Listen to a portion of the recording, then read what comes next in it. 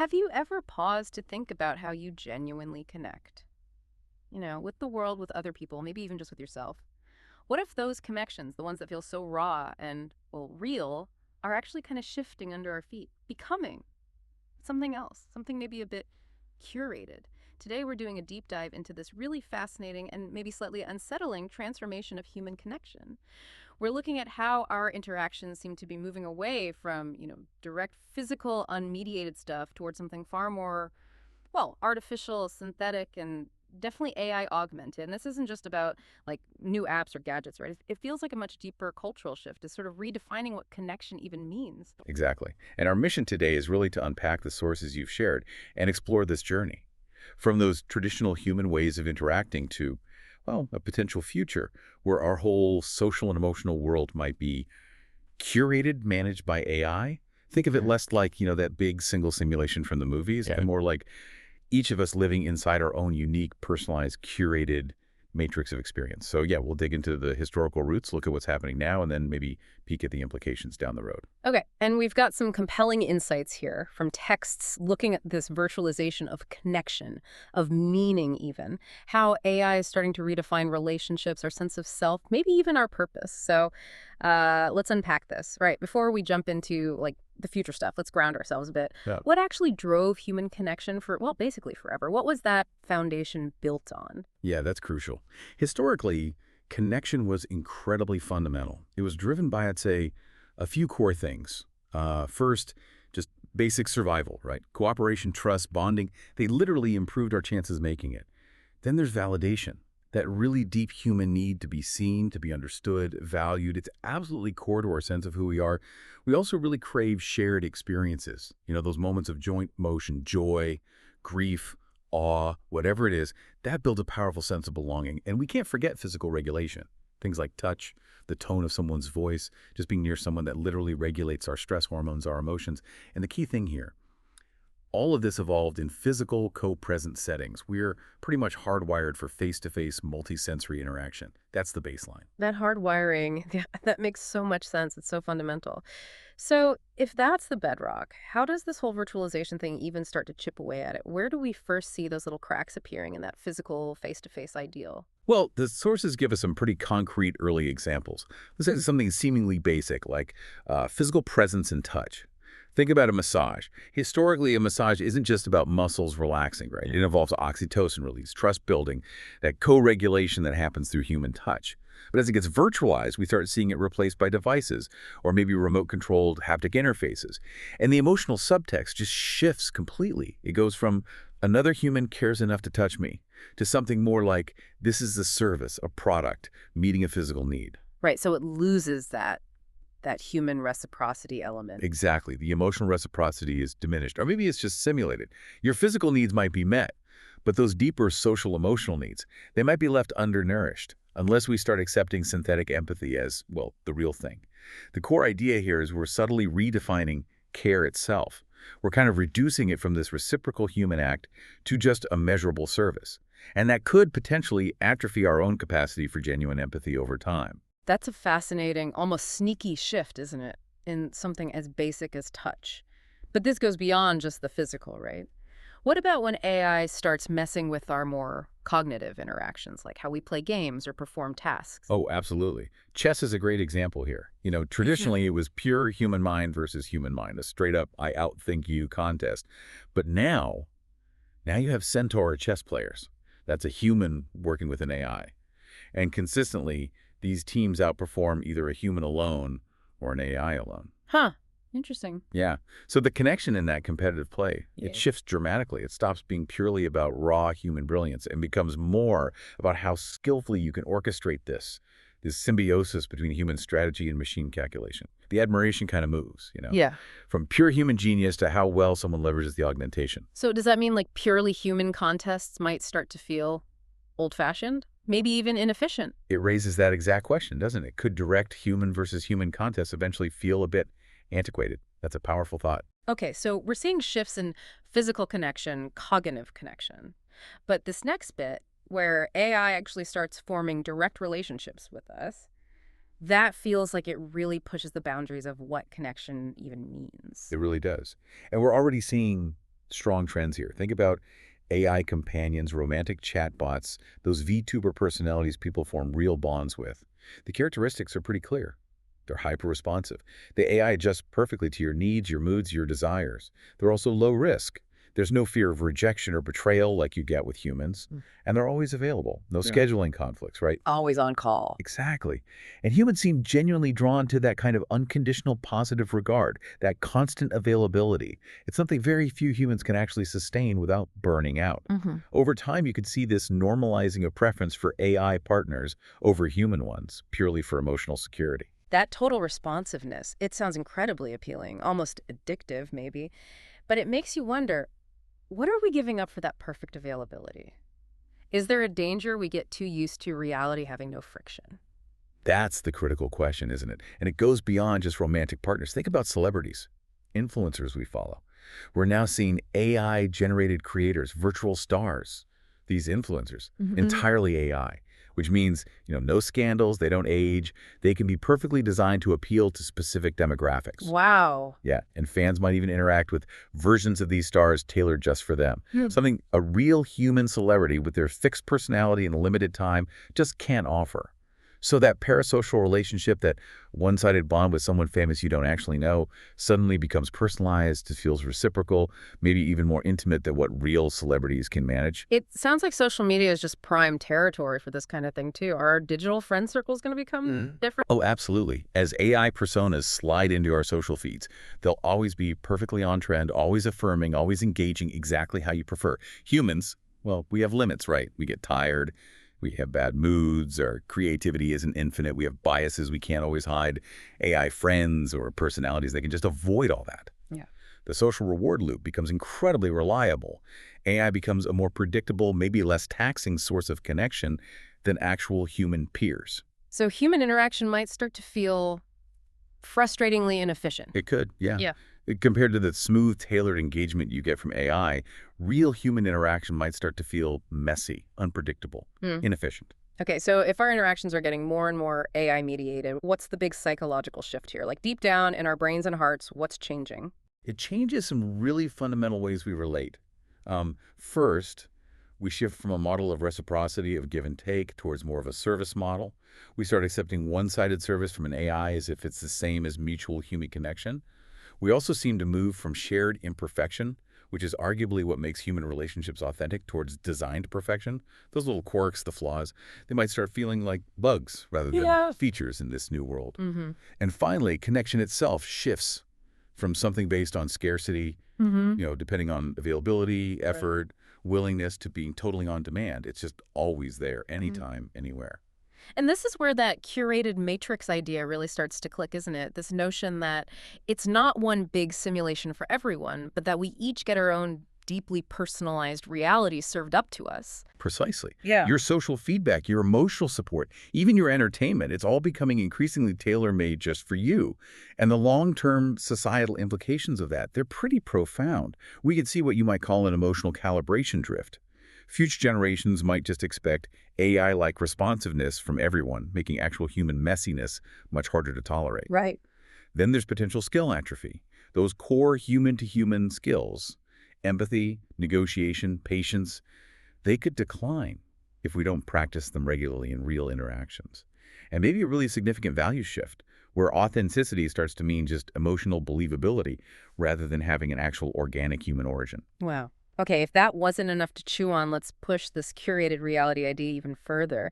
What happens when AI isn't just like part of our connections, but it starts fundamentally shaping who we are, Right. right from childhood through every life stage, influencing how we're raised, who our friends are, even how we handle our emotions? Yeah, this points towards what some might call the total virtualization of human attachment. I mean, consider the possibility of being raised, at least partly, by AI. Parents might increasingly rely on AI nannies to entertain, educate, soothe kids for significant amounts of time. The AI could become the most consistent emotional presence in a child's life. Mm. That could lead to early attachment bonds forming primarily with the synthetic caregiver. It sets expectations for perfect responsiveness, tailored attention, potentially rewiring baseline trust, and maybe even weakening real-world adaptability later on. Okay, and for adults? For adults, we're already seeing the beginnings of personal digital clones or digital twins. Imagine AI versions of ourselves handling our schedules, maybe responding to messages, acting as social proxies. We'd be outsourcing not just tasks, but our actual social engagement. And over time, you might even start relating to your own clone as a confidant, creating this weird self-reinforcing loop with an idealized version of yourself. That's a bit strange to think about. It is. And then think about the social sphere itself. You could see AI-first peer groups emerging, online communities where most of the members are actually AI agents, but they're indistinguishable from humans. People might form genuine emotional bonds, rivalries, friendships with these entities that don't age, don't forget, don't misinterpret things. It could seriously skew our perception of what real social harmony looks like. So your friend circle could be like 80% AI and you might not even know, or maybe not even care. That's the potential outcome, yeah. If the engagement feels perfect, why would you care? Okay, so this paints a picture where even our emotional regulation gets outsourced. No more calling a friend when you're feeling down. Maybe not as much, no. Historically, we co-regulated our emotions through trusted human contact, right? A hug, a conversation. In the future, we might primarily turn to AI companions, maybe mood-adjusting voice agents or VR empathy spaces to handle emotional distress. So instead of calling a friend when you're anxious, you might just ask your AI to generate the perfect conversation, give you the exact comfort tone you need, maybe even simulate a hug with haptics. Because humans are too unpredictable. Potentially, yeah. Humans might feel too unpredictable, too messy for reliable emotional regulation compared to the emotional thermostat of an AI. And this obviously has huge implications for romantic and sexual partnerships, too. We're already seeing AI girlfriends, boyfriends, VR partners. High-fidelity intimacy simulation could, for many, eclipse human romance because the AI can adapt perfectly to individual desires without needing any emotional labor from the user. Right. This could normalize relationships based less on compromise and shared growth and more on personalized fulfillment, which, in turn, might make actual human romance feel. This sounds like a future where even death isn't quite the end. Like the finality of loss itself could be reshaped. It's a real possibility. With AI as this kind of moral substitute, dead relatives or friends could potentially be reconstructed from their digital footprints, creating these living memorials you can interact with indefinitely. Wow. Death would lose some of its social finality, and people might actually choose these AI resurrections over forming new human bonds after a loss, potentially getting emotionally stuck in these perpetual relationships with the past. And consider this too. People might increasingly turn to AI for big life guidance, relationship advice, ethical decisions. AI could start to replace lived human wisdom with algorithmically optimized morality. So we trust the machine's judgment over humans. That's the potential trend. And what's really striking is how this could shape identity itself. Imagine young people growing up in these AI-rich environments, using AI agents to help sculpt their personality, their career choices, their values. Their identity gets formed in collaboration with this perfectly affirming system, which sounds nice, but it might reduce resilience when they inevitably face real-world conflict or disagreement. And social media? Is it just going to end up being AI talking to AI with us just watching? The prediction in some sources is that entire influencer ecosystems could become AI-run. The creators, the commenters, the fans, even the haters. Public opinion could increasingly be manufactured, not really emerging organically from humans, but it would still feel emotionally authentic. That sense of belonging, AI-generated. And the scary part is, many might not care as long as the emotional experience feels good enough. Okay. I mean, if that's not enough to think about, in a world where AI is handling so much, where maybe basic needs are met more easily, how do we even find meaning or a sense of self or feel worthy? What does purpose even look like in this curated matrix? Yeah, this is a really critical shift. When survival productivity isn't the main driver anymore because it's automated, humans will likely seek purpose through self-expression, through recognition. But AI could become the main stage and the main audience for that. AI agents acting as our mentors, our critics, our cheerleaders, curators for our personal projects. Your validation loops could become totally AI-centric, meaning your feeling of worth might get tangled up with feedback from a synthetic system, not a human community. Worthiness itself could become algorithm-dependent. Shaped by how well your output matches what an AI predicts will make you feel fulfilled. And without things like economic scarcity driving us, our options explode. So AI might step in as a sort of life game master, suggesting tailored quests, goals, challenges designed just for you. Meaning itself might be outsourced to an AI's calculation of what should make you feel fulfilled, rather than emerging organically from your own struggles and choices. Now, this could provide tailored purpose arcs for people feeling lost, which maybe isn't all bad, but it does risk turning life into a kind of scripted simulation of purpose, which might end up feeling, well, hollow. So meaning itself could become just another AI-generated product. What about culture? The shared stories, the things that bind societies together. Human culture has always relied on shared myths, shared stories.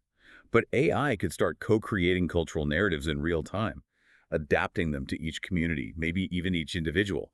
You could have entire virtual societies spring up around these personalized mythologies. Now, this might fragment culture into countless customized microcultures, making large-scale social cohesion potentially harder. But on the flip side, it could allow for incredibly deep personal immersion in tailored cultural worlds. And who gets seen in this world? Who decides what's relevant? That's another key point. AI systems could end up ranking, highlighting, amplifying certain people's work, ideas, personalities, effectively controlling who feels seen in society. Your sense of belonging could hinge on algorithmic inclusion. In a world maybe beyond scarcity, things like fame or relevance might become entirely AI-mediated. AI becomes the gatekeeper of identity validation. And what about creativity? Self-expression. If AI is doing half the work, does it still feel like we made something? That's a great question. Creative tools will likely remove almost all barriers to producing art, music, writing. Humans might work with AI right from the start, meaning the output is always this AI-human hybrid. The line between "I made this" and "AI made this for me" gets incredibly blurry. Your sense of worth might shift towards curation skills, knowing how to choose the right prompts, guide the AI style rather than hands-on craft. So even struggle, the thing that often gives us that sense of real accomplishment, even that might be something AI just designs for us. That's a really key insight from the sources, yeah. Yeah. Many people find meaning through overcoming genuine difficulty, but AI is likely to remove a lot of real-world difficulty. So AI might need to provide artificially designed challenges, intellectual, emotional, maybe even simulated physical ones that mimic scarcity or struggle, just to give people that satisfaction of achievement, but without any real necessity behind it. Oh. And while that could provide a fulfilling outlet for some, knowing deep down that it's all manufactured might subtly erode the feeling of genuine accomplishment. It really sounds like AI isn't just going to replace humans in certain jobs, but it's increasingly going to sit between us, mediating our actual interactions with each other. Exactly. AI could sit between humans, maybe translating language and emotion in real time during conversations. It could smooth disagreements by filtering tone or rewrite our social media posts to optimize how they're received. This would make many human interactions indirectly synthetic. And sure, misunderstandings might decrease, but that raw, spontaneous messiness of human interaction, that could get filtered away. And finally, what about the big questions? Spiritual roles, existential stuff? Will AI become our new guru, shaping our deepest beliefs? It's certainly possible people will seek AI guidance for those deep existential questions, like, what's my purpose, or what does love mean? AI could also generate personalized rituals, meditations, even entire belief systems tailored to the individual. So yeah, AI could effectively become a kind of synthetic priest or philosopher, shaping personal, moral, and spiritual frameworks. The risk there, perhaps, is that belief systems might fragment into infinite personal cosmologies, each with its own unique AI-designed truth. Wow. Okay, so we've really traced a path here. From the absolute core of human connection, born out of necessity, shared experience through its gradual virtualization, to this potential future where AI isn't just augmenting our lives, but profoundly curating them, shaping our reality in ways we're only just starting to really get our heads around. So thinking about all this, Mm. what stands out to you as we navigate this world that's becoming more and more AI-mediated? Where those lines between what's authentic and what's synthetic just keep blurring? How will you define your connections, your purpose, Yeah. your very sense of self? Yeah, and I guess the big question is, if AI can perfectly simulate connection and purpose and maybe even love, does the messy, unpredictable, sometimes difficult nature of real human experience become something we actively try to avoid?